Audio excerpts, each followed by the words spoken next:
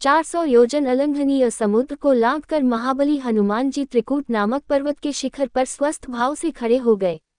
कपिश्रेष्ठ ने वहां सरल, चीर, कनेर, खिले हुए खजूर, प्रियाल, चिरौंजी, मुचुलिंद, जंबीरी नींबू, कुत्स, केतिक, केवड़े, सुगंधपूर्ण प्रियंबू, पिप्पली, नीप, कदम या अशोक, छितवन, असन, कोविदार तथा खिले हुए करवीर भी देखे।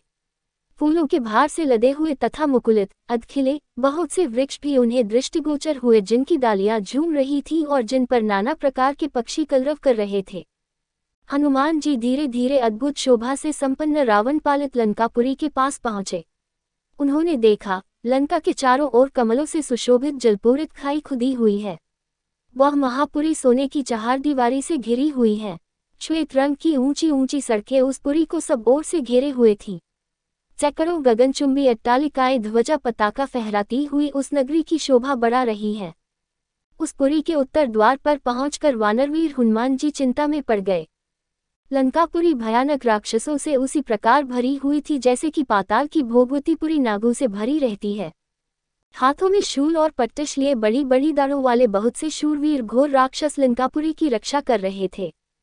नगर की इस भारी सुरक्षा, उसके चारों ओर समुद्र की खाई और रावण जैसे भयंकर शत्रु को देखकर हनुमान जी विचार करने लगे कि यदि वानर वहां तक आ जाएं तो भी वे व्यर्थ ही सिद्ध होंगे, क्योंकि युद्ध द्वारा देवता भी लंका पर विजय नहीं पा सकते। रावण पालित इस दुर्गम और विषम, संकटपूर्ण लंका में महाबाहु रामचंद्र आ भी जाएं तो क्या कर पाएंगे।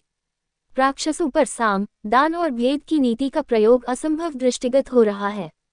यहाँ तो केवल 4 वेगशाली वानरों अर्थात बालिपुत्र अंगद, नील, मेरी और बुद्धिमान राजा सुग्रीव की ही पहुंच हो सकती है। अच्छा, पहले ये तो पता लगाऊं कि विदेह कुमारी सीता जीवित भी है या नहीं।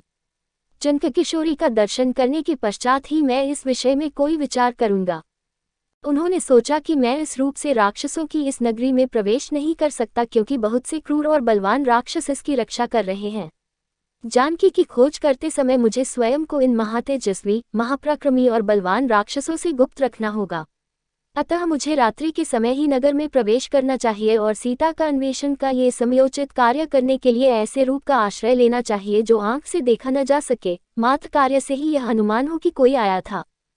देवताओं और असुरों के लिए भी दुर्जय लंकापुरी को देखकर हनुमान जी बारंबार लंबी सांस खींचते हुए विचार करने लगे कि किस उपाय से काम लूं जिसमें दुरात्मा राक्षसराज रावण की दृष्टि से ओझल रहकर मैं मिथिलेशनंदिनी जनक किशोरी सीता का दर्शन प्राप्त कर सकूं।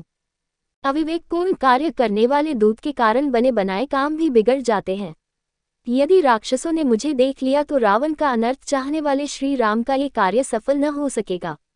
अतः अपने कार्य की सिद्धि के लिए रात में अपने इसी रूप में छोटा सा शरीर धारण करके लंका में प्रवेश करूंगा और घरों में घुसकर जानकी जी की खोज करूंगा। ऐसा निश्चय करके वीर वानर हनुमान सूर्यास्त की प्रतीक्षा करने लगे। सूर्यास्त हो जाने पर रात के समय उन्होंने अपने शरीर को छोटा बना लिया और उछलकर उस रमणीय लंकापुरी में प्रवेश कर गए।